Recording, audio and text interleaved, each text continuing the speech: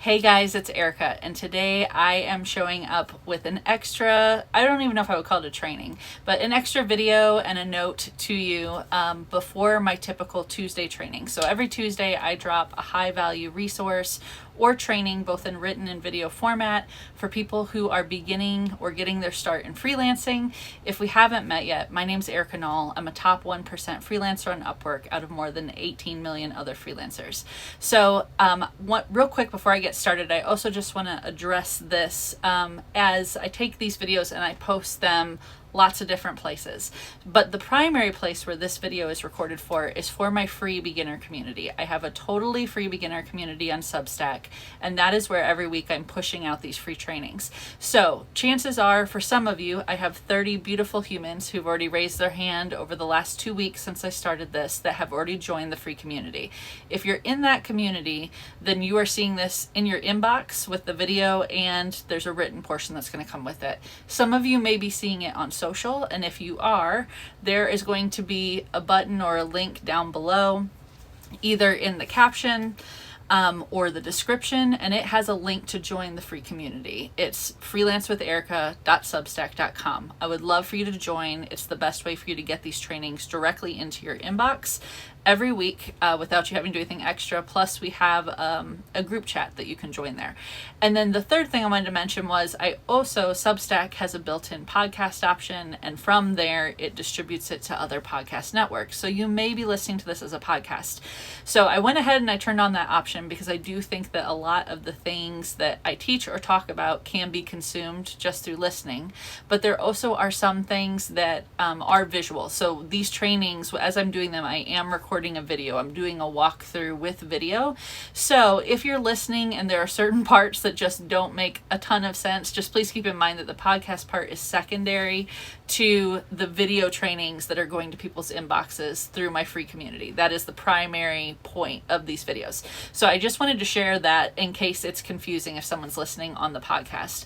This little note that I'm basically recording to you guys today is a prequel or an introduction to the 10 days to paid challenge, which I'm kicking off on Tuesday. So every Tuesday I send out my free trainings, and this week I'm kicking off a challenge called 10 days to paid. And with that, it's going to be a 10-day series where I'm going to walk you through the exact steps you need to do, giving you all the resources, all the tools, all the prompts, everything you need to land your first client and to get your first 5-star review. I'm really excited about it. So on Tuesday, you will see day 1 come through in the free community. Again, I'll be posting it everywhere else though. So wherever you're seeing this now, you'll see it there too. And then this is going to work a little bit differently. So I wanted to get in front of it and share it so that you know what to look for when it hits your inbox on Tuesday. Okay.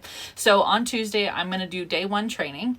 And what I don't want to do is that there's a lot of people that probably aren't ready just yet to hop into the 10-day training. And some people get overwhelmed with, like, if you get 10 days of emails back to back to back. And so I don't want to fatigue people who aren't ready or have just raised their hand and purposefully said, yep, I want to do this challenge. So I don't want to use the Substack tool to push out every single day and overwhelm people who aren't ready. So instead, just day 1 is going to come out. But at the end of day 1 in the written portion, probably right below the video and then again at the end, I'm going to have a button for you to raise your hand and say, I want to do the challenge. I'm opting in. I want to do it. And so it's just a simple opt-in form. You'll put your email address, you'll opt in. And then what I'm going to do is I'm going to set it up so that then the next day, so on Wednesday, you'll get day 2 in your email. Thursday, you'll get day 3, and so on. So I wanted to make sure, one, everyone's aware to look for that if you do want to participate in this challenge, if you do want the emails to come to you each day, you need to take that extra step on Tuesday after you watch day 1, and I'll prompt you in that training video as well, but you need to raise your hand and actually say, yep, I want to do this training. But before I jump straight into that training, I wanted to zoom out for a minute and just take a little bit of time today to, one, send you guys a message and an introduction to this challenge, make sure you're aware that you know that it's coming and what to expect. But 2, I also wanted to take a chance to kind of help you get to understand a bit more about why I'm doing this, what my path has been during this process, and what you can expect when it comes to freelancing as a beginner, so that way we have a good, proper introduction that gets you all primed and ready before we jump straight into the challenge on Tuesday. So I want to start off with sharing a bit about my personal story, because a lot of people, when they hear the Cliff Notes version, that I'm a top 1% Upwork, freelancer, that I'm self-employed, that I've replaced my 6-figure income that I used to have, that I travel full-time as a digital nomad in an RV with my husband, that I was able to retire my husband so he no longer has to work, right? Like, all of that sounds amazing, right? But what you don't see behind that is what led to that. And so that's what I want to share a little bit more with you guys, is the journey that actually propelled me to that point, because it was really not a pretty one, but it is also key to the foundation as to why I'm here today, right now, creating all this free content and helping people get started in freelancing. So we'll start with me. It was back in 2020, and I had given my literal health and nearly my life for my job. So I was working for a large mental health care system. It was a community mental health center with 4 different interconnected companies. I was the compliance director, the privacy officer, the director of health information management, which is medical records, and quality, like QIA, so like quality improvement assurance. So I had worked there for almost 5 years. I collected departments as I went along. I was the definition of like a top employee, overachiever. I had given so much of myself to my employer, and I loved that job. I loved it. But all my life I've struggled with chronic illness. But I had always been pretty good at pushing through it and learning to live around it. And it finally had caught up with me. That job, as much as I loved it, was a lot of stress. It was a very stressful job. And through that stress, I developed a pain disorder with fatigue. That was the first time in my adult life that no matter how much I wanted to, I could not just push through it. And then with that, it also started to erode my mental health, because I had built my entire identity and my self-worth around who I was as an employee. My worth was, I was defining my worth as what I could give to an employer as an employee, and how much money was I making, how good was I in showing up to do my job. And so everything that I valued about myself was wrapped up within my job. And so my mental health was tanking, because I had this illness that was causing me all this trouble. And so then when I finally came to my employer, after giving so much of myself to them and saying, I'm in real trouble, I need help, I need flexibility, like I can't, I'm falling apart. When that first happened, I was met with silence. I asked for help and they just didn't respond. And so then as things declined further, I ended up suicidal, and I ended up actually in a psych hospital. 2020 was quite literally the worst year of my life. Everything was falling apart. And so, in the end, when push came to shove with my employer, where they landed, and again, remember, mental health company, the accommodations that they were willing to give me for my health was, 1, I could shut my door on the bad days that I had, and 2, I could pre-schedule 1 day a week to work from home. And if you or anyone that you love has chronic illness, you're very aware that that isn't the sort of thing that you can, like, I don't know that on Friday is when my flare-up is going to happen, right? And so it was very much, it was a wake-up moment for me in realizing, 1, that my health wasn't worth any employer, any job that I love, right? And as hard as that decision was, after a discussion with my husband, we were very lucky that he also had a high-performing job that paid well, that could keep all of our bills paid, and that we would be stable even if I wasn't working. And so we made the decision that I was going to go ahead and leave my job to prioritize my health and to get better. So that was the first one. If it sounds like I am in an airplane all of a sudden, I'm sorry. As I mentioned earlier, we live in an RV, and if you've never been in an RV, when you turn on the air conditioning, it can be loud when you're recording a video. And so it's kind of, you're kind of in a tin can, but it is like 85 degrees here. We are parked at like the foothills of the Blue Ridge Mountains in North Carolina at the moment. It is a hot day. And I was trying to record this without the AC going, and I am just like, I'm getting hot and I'm sweating. So hopefully you know, you're getting a little bit of TMI here, but hopefully you can still hear me okay. In fact, I'm going to check it real quick. Okay, so let's get back though to the backstory about how I landed where I did. So first, I had my breakdown. I quit my job.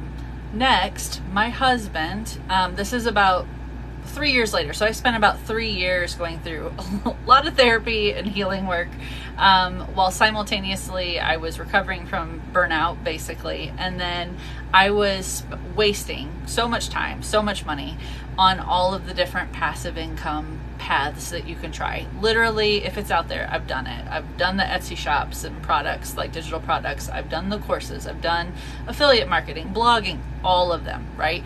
And I guarantee you, if we look at what I spent on like courses and programs and time and effort versus what I made in those things, it never would have been anywhere even near like my old income. It was measured in hundreds of dollars, not thousands of dollars at a time. But during that time, that was fine for us. We didn't need my income. I was in a rest and relax period of my life where I was trying to get my shit back together, for a lack of, sorry, I swear occasionally. Okay, so let's just like, occasionally I might swear. I don't do it a ton, but I do some. So anyway, but I needed to get back on my feet. And so I was taking my time doing that. I spent about 3 years dabbling with that with no real intention of, I was really just prioritizing my health and my mental health during the time. But then my husband, who had worked for a company for 25 years, he worked for a large tech company that last year, I think they did like $500 million in revenue. My husband at the time, when he first started with them as a little baby employee back in like the 90s, he was he was a computer programmer when that skill was very rare. And he was one of the few software engineers that they had that actually built like the base code that their main product to this day still sits on and sells. Like, and it has been sold, that company, a software company, has been sold over and over the years to venture capitalists, tech bros, you know, and he went through all these different ownership changes.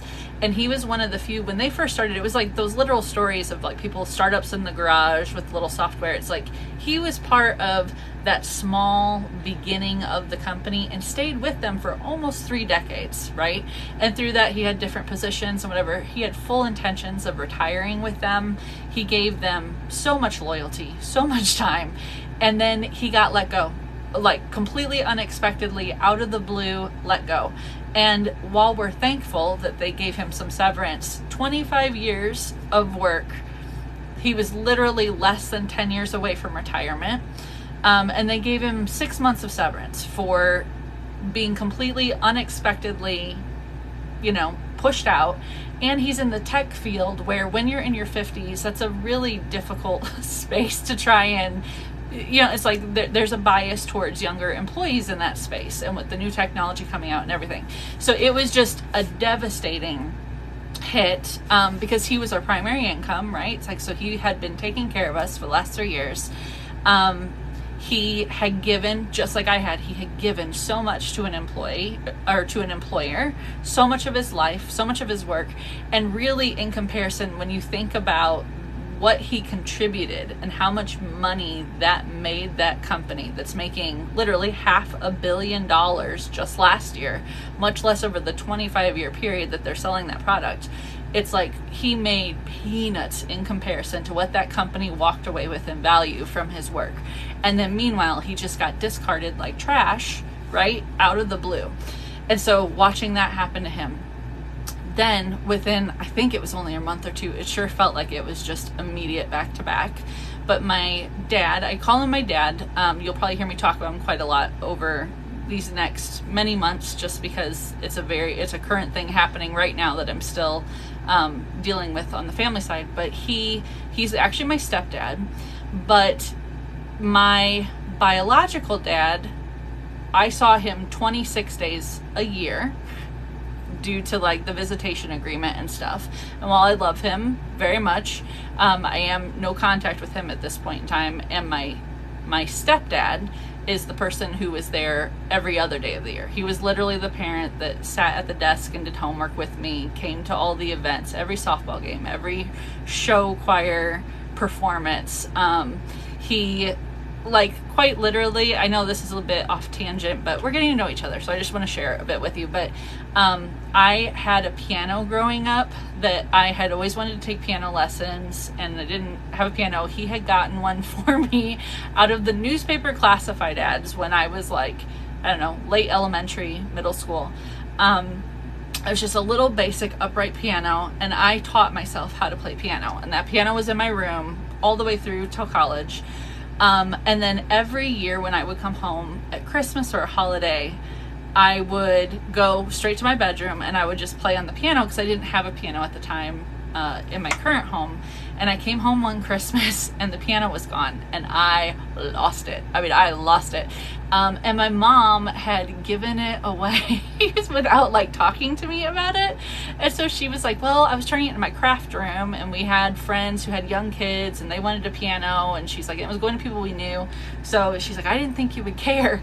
Well, my stepdad like went, and it was friends of his that they had given it to, and he went and got them a different piano to get my piano back, and then drove that piano across the state and got it to my house where I was at the time. Like, that's my dad. Okay, so my dad, he was having really terrible back pain, went to the doctor, and after they did some testing, it turned out that horrible back pain that he was having was stage 4 terminal cancer that was quite literally eating his spine and causing fractures and the bones to break in his back.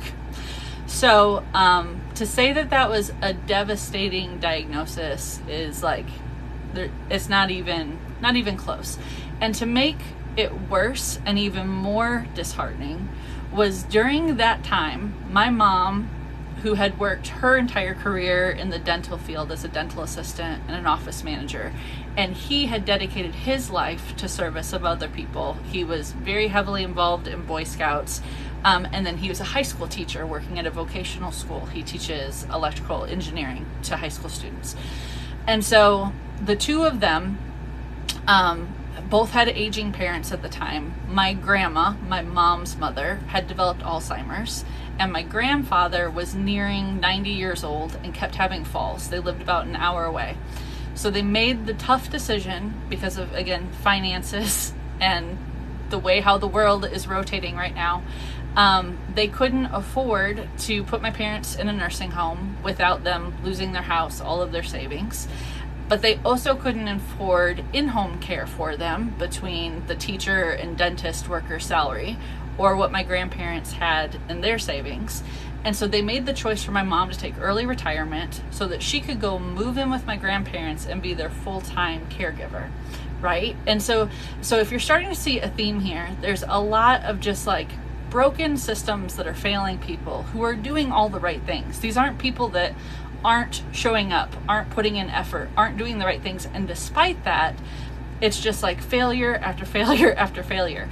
And so my mom had spent 3 years living as their in-home caregiver, keeping them out of a nursing home and trying to keep financially things afloat for them and for my parents. She had to take early retirement, cutting the amount of retirement that she'll have for the rest of her life because she had that difficult choice. Well, now she has a husband who has just been diagnosed with stage 4 cancer. And so now she's stuck with this choice of, what do I do? Like, what do we do with the grandparents? What do we do? And meanwhile, my grandparents were really starting to near the end of their life. And my grandmother was getting, it was truly getting to the point that a person who wasn't a medical professional should not have been trying to provide full-time care. But it was like she was so committed to that mission that she was trying really hard to be that person till the end. So she had to make the really difficult decision where we had to get my grandparents transferred into, so we had to make the really difficult decision to transfer them into nursing care, which required them to give up their house, all of their savings, spend everything down, basically just to pay the nursing home so that they could be taken care of. Meanwhile, my mom and my dad were gearing up and heading out to Arizona to Mayo Clinic to start his treatment for his cancer. So at this point, I'm sitting back and I'm looking at the reality all around me, what I had gone through with my health, my employment, what my husband had just gone through with his. I also have a college-age kiddo he was to the point that like he couldn't afford to go get an apartment. Like there was no way.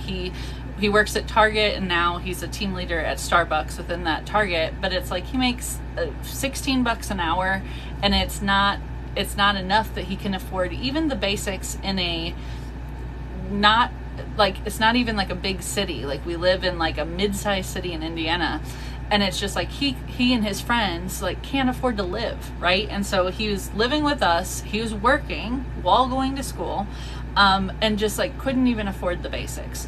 So I was watching what was happening with him, with my husband, with myself, seeing what was happening to my grandparents, working their entire lives, losing everything so that they could go to a nursing home, watching my dad and my mom, where my dad was literally like a year or two out from retiring. They had spent their whole lives, they've been together for, 35 years. And they'd spent all that time planning for all these dreams that they had in retirement, of all the things that they were going to do, all the traveling they were going to do. And it's like, and instead, their whole world now is basically managing the end of his life at 60. So it was just one of those things where like something broke in me. Like that was the breaking point. I didn't think I was going to cry recording this. Sorry about that. One sec. Sorry about that. So instead of spending this little bit of time that they have left, instead they're spending that time. My mom is managing appointments, fighting insurance denials, worrying about literally like cancer pills that cost, I'm not kidding when I say this, like $30,000 a month per pill. It's crazy. It's crazy. And so it lit a spark in me. I broke. And that is when I decided I was going to rent the house out to my kiddo and his friends so that they could have somewhere affordable to live. We bought an RV, and my husband and I headed wagons west to go spend time and be with my parents during my dad's initial treatment that he had. And I decided I was going to return to freelancing, and I had a new level of determination that I had not had since before I experienced the burnout I did back when I was working before. And that was the catalyst. I came back with a fire in my belly. I had a plan, I had strategy, and I was determined to make this work for us so that, one, my husband didn't have to stress about going and finding a new job and figuring out what to do. Two, we could focus on being with family and having the flexibility that I knew that we were going to need as we went through this season right now, with what's happening with my dad and really my family in total. And so I was really committed at that point. That was the turning point for me. And it was because I watched all of these systems failing everybody that I loved. Everybody was being failed by broken systems. I truly believe in my bones that we were not put on this earth to spend our life working and giving away our health and our time and our experiences to employers for people to make massive amounts of wealth off the back of your work. I think that we were put here on this earth to love, to connect, to experience, to learn. And I feel like so much of the typical American's life has become centered around who we are as employees, what we can offer to employers, what work can we provide that they can extract value and make money off of. And in the process, a lot of us get lost in the system. And I know that my story is not unique. I know that there are so many other people. I have to look no further than scrolling TikTok to see people crying because they can't afford rent, or starting a GoFundMe because they have a medical bill they can't afford, or in crisis because they have a parent who is in failing health and they also have to work a job and they have kids, or they can't afford daycare, right? It is happening everywhere, across the board, all the systems. I feel like it's just, we've reached a tipping point and it's become untenable for so many people. I really believe that you shouldn't have to go in debt just to have a middle class style life. I also believe that if you are able-bodied and willing to work the equivalent of a full-time job during the majority of your adult years, you should never have to worry about your stability in retirement. You should know that you are financially secure, that you're going to have food, that you're going to have housing, that you're going to be cared as you're aging. And right now, our systems don't afford that to some of the most vulnerable people in our population. All around us, people are suffering, people are struggling, and people are mad. They're hateful, right? And I think that it's happening, and I think we're all feeling it, no matter where you fall on the political spectrum, no matter what your experience is. I feel like collectively, as a collective, people have so much resentment and struggle and strife that is bubbling to the surface, and they need somewhere to put that blame or somewhere to put that resentment. And it is coming out as us hating our neighbors rather than really looking at the systems that are failing us across the board. I also truly believe that it's due to the lack of financial security that so many people have and the lack of resources to get that financial stability that they need that is what's really at the root of what so many people are feeling so much anger and frustration, and in some cases hatred towards. But it's being able to actually name it, being able to actually recognize, you know what, that is actually the real problem. And then I have all these external forces that are trying to tell me, well, this is the real problem, that's the real problem, look over here, don't look over there. And it's like, when you really boil it down and look at it, you will see that it is the systems that are built, that are in place, whether that's our healthcare system, whether it's the way how employer benefits or employer protections work, whether that's the care that our country takes in the food and drinks that go into our mouth, and what's causing people to get cancer at younger and younger ages at higher incidences, having aging parents that can't be taken care of, not having protections when you get just, if you work for a company for 25 years and they can just let you go and there's no consequence to that, right? Like, there's just, our systems are not set up to be for the benefit of the regular, everyday, middle class to lower class citizen, right? It's very much tilted in a different direction.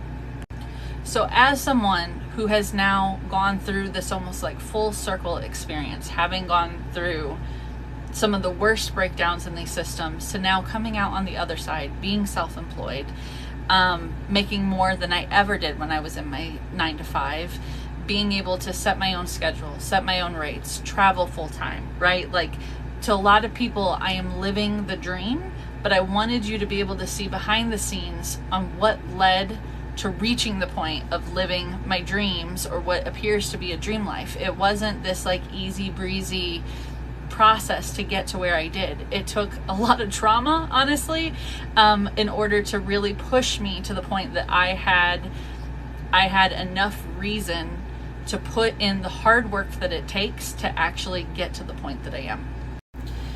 Being free was always the life that you were meant to lead. Okay, let me say that again. Being free was always the life that you were meant to live. Okay, and while money is a necessary tool in order to live your life, the closer that we can get you to teaching you the skills and giving you the resources so that you can go gather those financial resources. And when I say financial resources, I mean money. So for you to be able to go earn money on your own terms, that you are creating your own opportunities. You set your rates, you choose your clients, you pick your hours. The closer we can get you in control of that versus someone else telling you what they're going to pay you, how much they're going to pay you, when they're going to pay you, you do this work, they hand you money, right? That is keeping you stuck in all of these systems. So that skill, teaching you, and it happens to be that I'm teaching you through freelancing, but there's lots of different ways that you can go out and learn how to gather resources for yourself. But the closer that we can get you to that, to where you can learn to build confidence in yourself and your skills, and give you a pathway for you to start going and being in control of bringing that financial resource and that money to you, the closer you're going to be from escaping these systems that will fail you, okay? Just like they did me, just like they did my husband, like they have my kiddo, my mom and dad, my grandparents, and so many other people that I know and I care about, and I'm sure the same is for you, right? So that is the goal. We've got to get more people resourced and able to go out and start earning on their own terms, on collecting the full value of the work that you do for yourself, right? Not allowing an employer to be the middleman in between the work that you do and the money that they make, and they're extracting all that value in between. Okay, and so that's going to be a big part of what I'm going to focus on teaching you as we go through this program. And so that is how we ended up here. So at the end of 2024, I had experienced my highest billing month I had yet. I broke over $20,000 in a single month, which was very exciting. But I was at a decision point, right? Like I had so many referrals coming in and people asking to work with me, more than I could reasonably do. And when you're a service-based provider, while online, I'm sure you've heard lots of people be like, I had a 6-figure month, right? Or I made $50,000 months or $80,000 months. A lot of times those people are doing the passive income thing, right? So it's at scale. Where they're making that money. When you're a service provider, you're limited to some degree because it's a direct exchange of your time and effort delivering a specific service in exchange back for money. So when you start to get up, I mean, I was charging pretty premium rates, but even at 20,000, my time was getting topped out pretty quickly. So I was at a decision point of, I've got these referrals coming in, I've built myself a really strong foundation to where I could really scale this thing up as large as I want it to be. But in order to do that, I've either got to bring on new staff, right? Or I'm going to have to like really, at the point when I made that money, I think I was working maybe 30 hours a week. I've on purpose, and that's one of the beautiful things about working for yourself is you get to set your schedule. You get to decide your rates, you get to decide what hours you work. And because I know that when I am in a high stressful situation, I tend to have more flare-ups with my chronic illness. On purpose, I try and keep my workload as stress-free as I can, feeling easy, feeling spacious. And so that $20,000 that I billed was doing about 25 to 30 hours a week. And so, I mean, that was huge. But so what I knew was either I was going to have to hire to scale it, or I was going to have to give up that space that I was giving myself by working more hours in order to scale it up further. So it was that, or I was sitting and wrestling with the question of, do I instead, now that I have built this and I have learned how to do this well and I have the experience and the credibility, do I scale it back and actually instead just get to the point that I have more than enough to pay our bills, more than enough to be comfortable, but that way it's less hours? And then do I take those extra hours and do I reinvest it into something that's more mission-based and more heart-led, that makes me feel like I'm doing something that helps people? Because one of the things that I was struggling with, and I've struggled with through most of my career, is it feels like so much of the work that I do is around making other people money, right? And so with me doing sales copywriting, and then even when I transferred later into online business architecture, a big part of that's like I'm building people their sales funnels, I'm working on their sales pages. It's all around how to make people more money, right? And while I love the clients that I work with right now, and they are obviously, they do wonderful work, they are deserving of all the money in the world, and I love working with them. There are people that are already really successful. They're already doing really great for themselves, right? And so there's a piece of me that was just feeling like, I just feel like I should be doing something that's more helpful to more people, but what is it? And so once I sat with that and I thought about it, I realized, and what was funny was at the time, my brain wasn't on Upwork or even freelancing, because that was kind of the chapter before where I was. So at this point I had transitioned off. I was over here doing online business architecture. I was working with all these coaches. More and more coaches were wanting to work with me to build out sales funnels and to do sales copywriting, right? And it's like, so I was over here, but when I really sat and thought about it, what I realized was, in my own personal story and getting from where I was at that time to where I had gotten to by the end of last year, along with, sorry, one sec. There is a crazy ass fly that is flying around here. My husband brought in groceries in the middle of this and a fly got in. So one, if you see it zooming around, my apologies, but it's also super distracting. But so anyway, when it came to freelancing, when I really sat with it, I just realized that really where I feel like with the current state of how I'm seeing so many people struggling and my own journey that I had gone through to get to where I'm at, I just felt like my skills are better used going back to the beginning, going back to where I got started in freelancing, helping people make money right now, and helping the everyday person who isn't experiencing that super successful, I just want to make more money, but instead is like, I just want to pay my rent, right? Like, I just want to be able to afford daycare. I want to be able to maybe take a vacation this year, right? And so I realized that like, I very much am well positioned to help those people do those things. And so when I really sat with it, I just decided, you know what, that's what I'm going to do. So at the end of last year, I cut back my roster. I now have 3 coaches that are my primary clients that I work with, and I kept 2 copywriting clients, and that's it. So I cut it down so that way I'm sitting now more around like $10,000 a month to keep all the bills paid, make sure we have a little bit of extra. And then I started working on this project, so Freelance with Erica. So I went through a few different iterations. I had a lot of personal hangups over showing up on video and putting myself out there on social. So I basically procrastinated for about 3 months. And now I finally am doing the darn thing, even though it's deeply uncomfortable to put myself out here showing up on video, because I just feel like the mission is more important than my hangups, and it's also forcing me to work through some of my issues around that. So that is the story of how we got here. So thanks for bearing along with that long story, but I just thought it'd be helpful. We're going to be spending a lot of time with each other.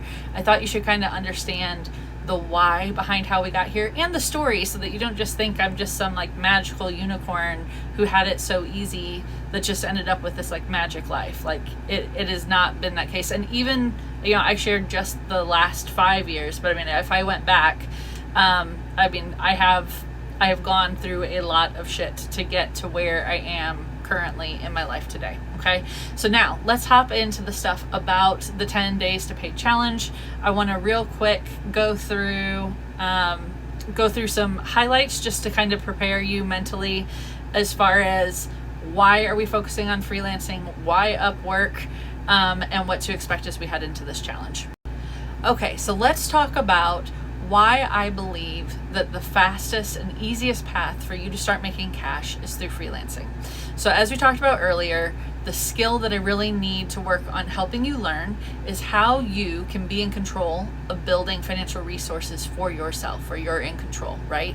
And in my opinion, there are 2 main ways for you to make income outside of an employer where you are in control and bringing money to yourself.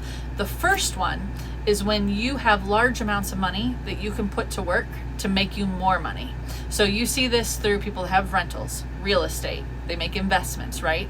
And for most people, if you're watching this video, chances are you don't have $1 million sitting off to the side just waiting to make you tons of interest and invest in real estate, right? So we've got to get you making money first so that you can move into this category to take your money and then start using it to make you more money. But for most Americans, that's not going to be the case, right? The second path to be able to be in control and resource yourself with money is through self-employment. Now, there's multiple different paths of different ways of how you can be self-employed, right? There are, as I've talked about, like me chasing for 3 years, the passive income promises. There are people that viably make money through selling courses, memberships, digital products, but most of the time it is like the top 2% of the success stories that are really killing it and making that kind of money. Meanwhile, there's like the 98% on the bottom who are spending massive amounts of their money in chasing the hope and dream that maybe they could make the sort of money that 2% at the top does, right? So I don't recommend that as a starting point. We'll get into later where that can fit in if that is something you're interested in, for sure. And freelancing actually sets you up in a great way to be able to do that later. But that is not going to be the fastest and easiest path to get money coming to you right away, Okay. The second one is through freelancing. And when I say freelancing, I want to talk a bit about the actual definition of freelancing. So the origin of that word came from a long time ago, like 1800s, I think, from a book. But basically it talks about this like mercenary lancer that was selling his services to anybody who was willing to pay him the highest price, right? So kind of like being a free agent, right? And so this freelancer would sell his services, and then people would hire him to work on their behalf as a mercenary to go fight for them. And so freelancing really, you know, while you might think of things like Upwork or Fiverr, those are really just platforms that help people that want to go provide a service to people to buy, but you are the person who is in charge of your rates, who you're going to work for, who you're not going to work for.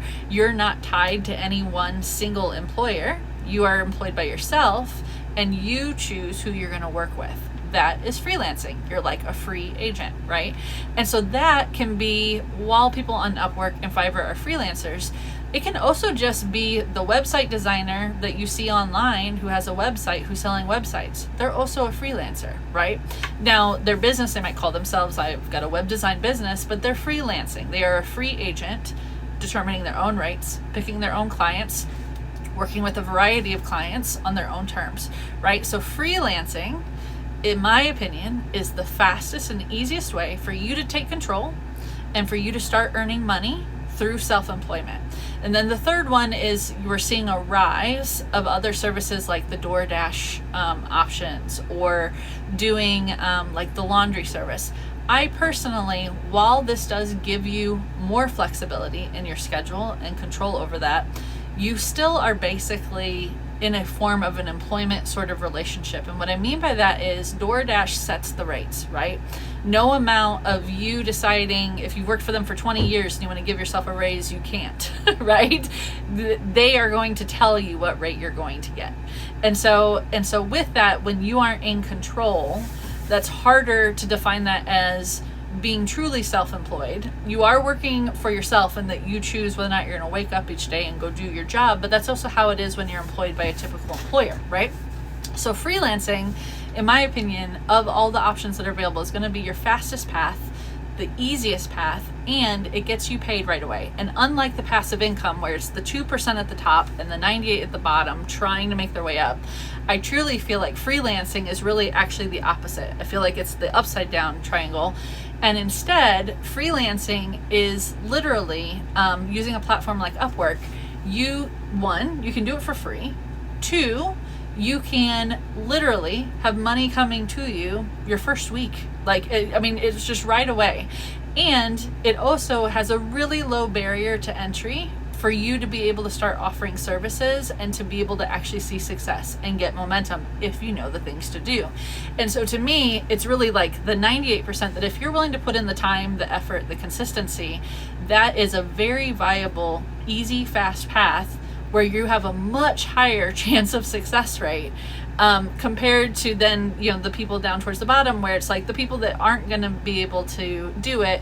It's going to be more so stuff like they have trouble with consistency, they have trouble with time management, they maybe don't have a growth mindset, so they are stuck in the belief that they can't learn something new, or it's too hard, or they don't want to put the effort in to learn new skills, right? So those people will be down here, and those people will have a harder time working their way up to the mass amount of people that, if you are willing to put in the time and effort, if you're willing to be resourceful and to figure things out as you go along, if you're willing to be a little bit uncomfortable in that space of what you know versus what you don't, and being willing to still go ahead and take that job or apply for that job and know that you can figure out the difference.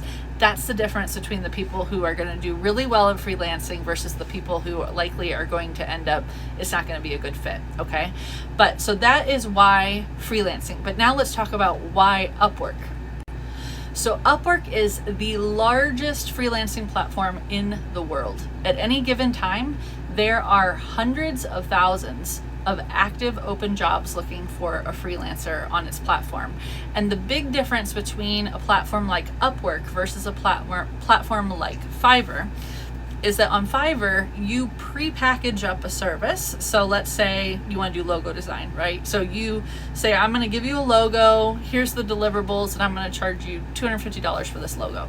You have to spend time creating your thumbnail graphics, writing up the copy, putting your pricing, getting it all optimized, and then you send it out into the world, and then you sit and you wait, and you hope that through the algorithm, it's going to get served up, people are going to find you, and until you get those first few clients and reviews, usually it's very slow to get momentum, and you have zero control over whether or not people are going to find you, how many people are going to find you. Also, you're not in control. You can set some limits as far as like, don't let me have more than 5 jobs at any one given time, but really you're at the mercy of people just buying it. Like, you're not the one in control. So it's a very passive sort of model, kind of like Etsy. Like, you're putting it out there and you're just hoping that people find it and buy it. And it is a very saturated market, which Upwork is too, but with the right strategy, and because you are actually in control on a platform like Upwork, Upwork is more active. You are the one in control.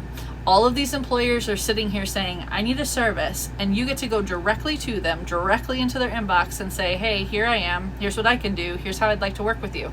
You get to control how many proposals go out. You get to control what rates you charge. You get to control whether or not you accept a contract or not, how many hours you're going to put in, right? And so it's directly proportional to the work that you put in is how fast you're going to see results. Whereas that will never be the case on Fiverr, because you can't put in more work. You can create more listings, but you're always going to be at the mercy of, does it get seen? Are people going to buy it, right? And so Upwork is always going to be, in my opinion, one of the best and fastest platforms that you can use. And I've got a really good example I want to use to explain why I feel like this is the best place to start as a beginner. So in my opinion, one of the reasons why so many people fail when they try the passive income offers or ideas that people put out there is that it's not that you can't create a killer course. It's not that you can't, come up with a great transformation you can provide. It's not that you can't create the membership. It's the part where most people fall down and where it ends up breaking apart is that for the most part, people can't attract in their buyers, right? Like, they might be putting out the social posts, they might be buying the ads, but it's like they put it out and they get no response. They do ads and they lose money. They do a big launch, they sell 2 people instead of 100, right? And that is the part where most people, it falls apart. Like, you can create the product isn't the problem, it's the sales, it's getting the people, right? And you're not making any money if you can't get the sales, right? So the sales is critical to the process. And so in my 20s, when I was first starting in the job market, I worked in sales, and I started in newspaper and then later went to radio sales, and I spent multiple years doing sales jobs. And it was a grind. I mean, this was like back in the early 2000s. It was door to door. Like, we didn't even really do much emailing or anything. So like cold calling was literally like going door to door, trying to get meetings and set appointments. It was a grind. And I had later in life, I was waiting. I had a job that was going to start in January, and I had like a 3-month gap. And I decided that during that time, I was going to go work at a car dealership. And what is funny, what I tell people all the time, is that car sales job was the easiest sales job I've ever had in my life. So hear me out. Here's why. So the big difference when you're doing sales, like when I was doing sales in newspaper where I had to go door to door, I had to go find my leads, I had to set appointments, I had to do all that. When you're working at a car dealership, you're working underneath a brand that has national recognition, right? People know Toyota, they know Honda, they know Chevy, they know Ford, right? And people also have preferences. A lot of times people come back and if they're a Ford person, they're buying Ford after Ford after Ford. So there is a whole audience of people that already know who you are, they know the value of the brand, and there's a market where they're constantly coming to buy these things. And so almost always when someone shows up on a car dealership lot, they're there with the intention to buy. They are actively shopping to buy a car, right? And they want that car, they want to go home with that car. And usually the only gap between them showing up and leaving with that car is the bridge in between that helps them get to like a payment and a budget that feels good with the car that they want so that they can leave with that car. And so to me, it was one of the easiest sales jobs you could possibly have because you're Buyers came to you, literally. They just walked up to you. Hey, I want to buy this thing that you have. And all your job that you had to do was fix that bridge in between of this is what I want and what I need. This is what I'm telling you I need my payment to be. This is the type of car I want. And you find out how to get them the thing that they need so that they can leave the lot that day with their car. Literally, easiest sales job ever. Upwork is just like that.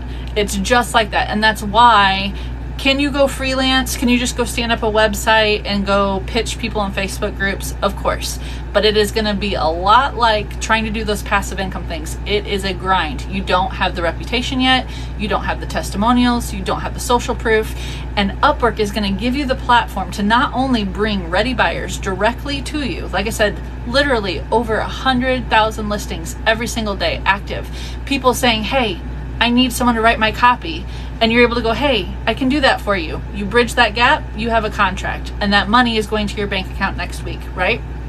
Hey, I need a website. Hey, I can help you with that. Bridge that gap.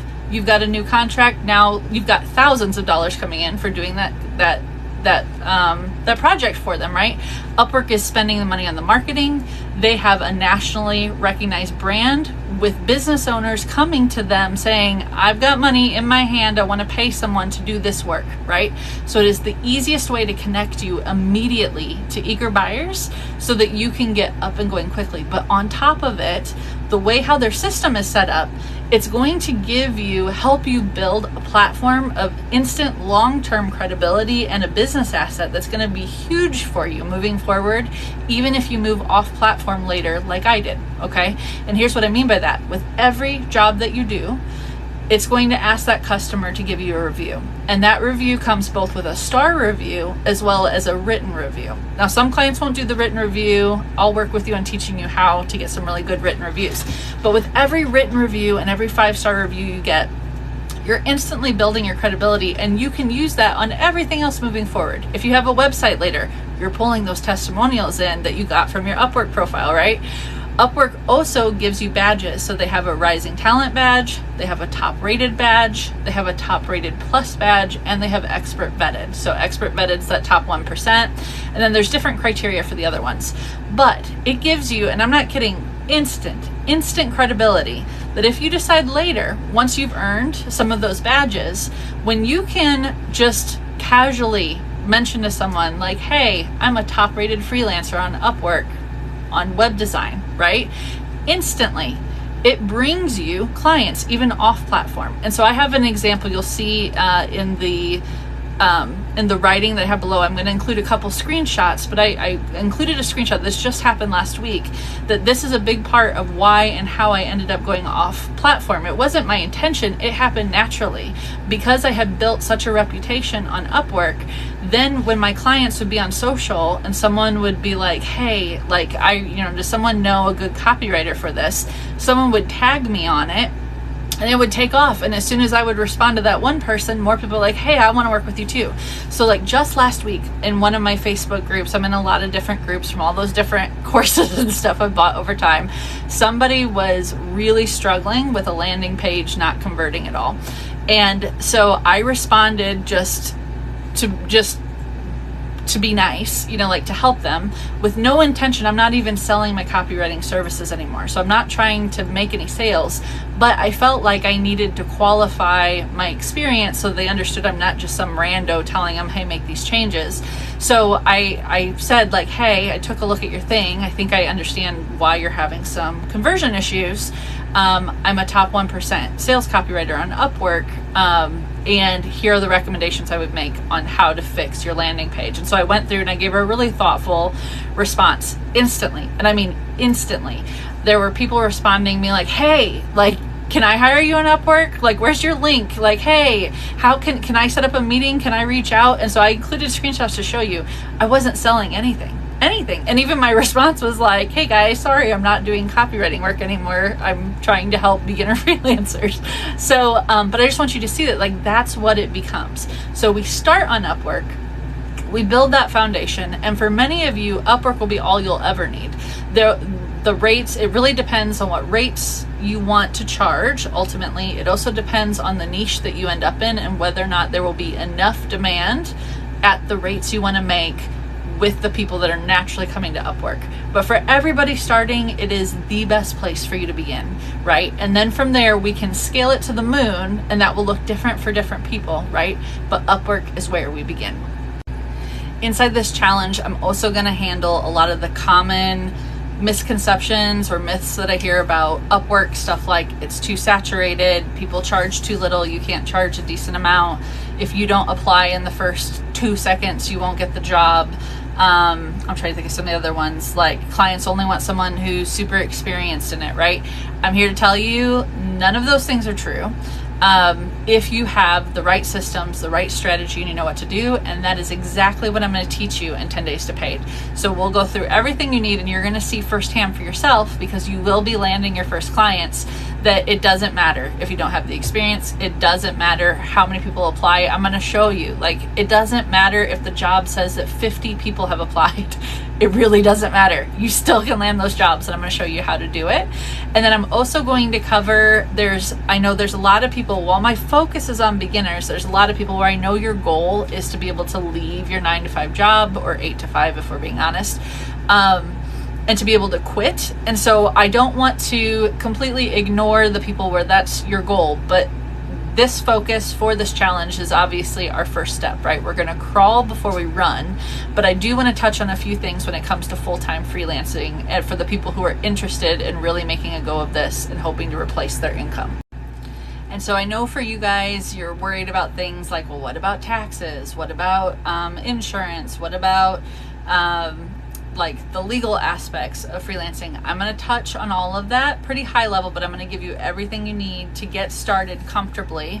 And then in future trainings, obviously I'll go into more detail for people who are beginning to advance further into their freelance journey.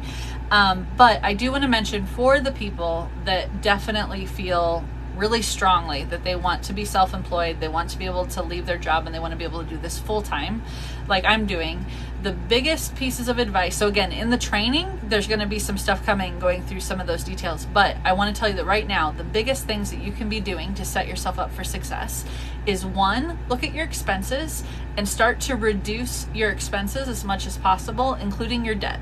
And so I know right now you may be looking, sorry, the sun's like coming in through a weird angle. I know you may be looking at your current income situation and going like, girl, I can like hardly pay the bills as it is. Well, what you're not taking into consideration is you're about to start bringing in freelance income, right? And so as that freelance income comes in, I want you to be using that money to pay down your debt, to reduce your monthly footprint, because the lower you get those expenses, the much easier and less stressful it's going to be when you go to make that jump, that you don't have as big of a burden sitting on you in the amount of income that you've got to bring in every single month in order to cover those bills. Okay, so that is huge. So I want you to focus on bringing down your expenses, while also, if once you get that down, I want you to work on building a nest egg of 3 to 6 months of income replacement. So again, and I know you're probably like, oh my God, that'll take me forever. I promise you, it won't take you nearly as long as you think if you are consistently doing freelance work, willing to put in an extra 10 to 20 hours a week doing that work to bring in the income. Pretty quickly, you should be able to save up that money and get that nest egg going. I want to set a realistic expectation that even if you are like gung-ho, ready to go, and you kill it, chances are it will probably still take 6 to 12 months before you'll be ready to make that jump from a super financially secure place, which is the only situation where I'm going to recommend that anybody should be quitting their job, okay? I want to make sure you keep the bills paid. I want to make sure you can eat. I want to make sure that you don't end up making the jump too soon and getting yourself into a bad situation. So focus on building the nest egg, bring down the expenses, and that is going to be objective number 1 and 2 if you're interested in full-time freelance, okay? And one other note about that, the reason why that nest egg is so important is, unlike when you are working for an employer, you are your own PTO, right? You are employed by yourself. There's no PTO to pay you, no vacation time that you take, and unexpected things are going to happen. So even just myself over the last 2 years, I had 2 unexpected hospitalizations. One of them was pretty significant and nearly knocked me out for almost a month. And so there are things that are going to happen. And my dad, what's happening with my dad, his cancer has returned. It's super aggressive. He's getting ready to head back to another round of treatment in June. We're headed to Arizona to be with them. And by having that nest egg, it allows me to have the flexibility to, as things are going to continue to progress with my dad, I know there's going to be a period of time that I'm going to have to take a break, and I'm going to have to be there for family, and I'm going to have to help my mom through that transition, right? And that's why that nest egg becomes so important. The other thing too with freelancing is there's very much a feast and famine sort of cycle that can happen. So sometimes you'll have killer months like the $20,000 months, and then you might have other months where contracts that you thought were going to come through don't. A client cancels that you're not expecting, right? And it leaves you with a big dip.